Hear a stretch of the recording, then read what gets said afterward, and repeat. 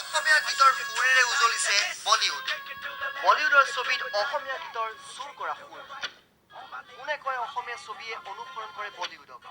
বলিউডেহে নকল কৰিছে অসমীয়া সুৰক।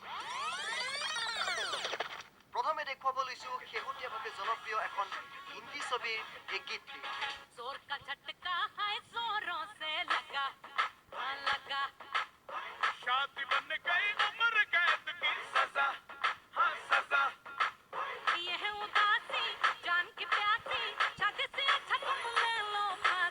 সকলোৰে মুখে মুখে এই বিশেষ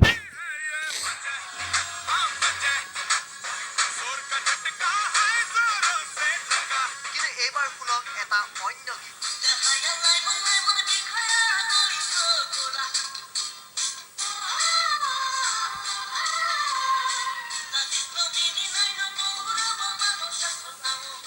বছৰ পুৰণি এটি অসমীয়া এলবামৰ গীত আছিল এইটো। গাইছিল কুমাৰ ভৱেশে।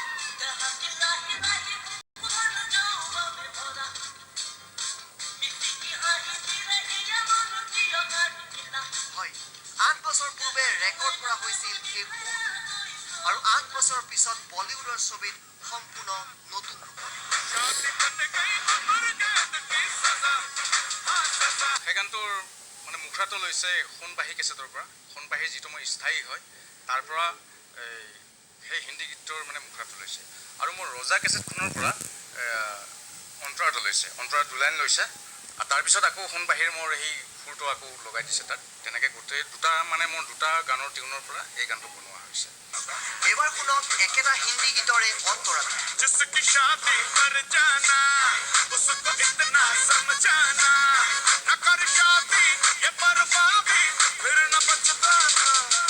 আৰু এইবাৰ শুনক কুমাৰ ভৱেশৰ বেলেগ এটা গীত।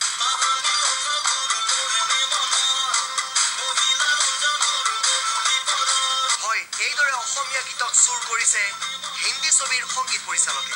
এইবাৰ দুইটা গীত একেলগে শুনক।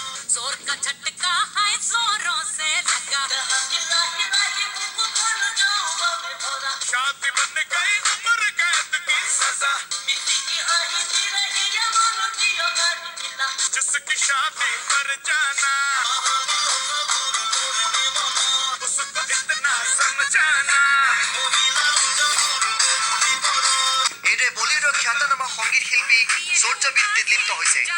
এই সুৰ চুৰ কৰিছে জনপ্ৰিয় সংগীত পৰিচালক প্ৰীতমে।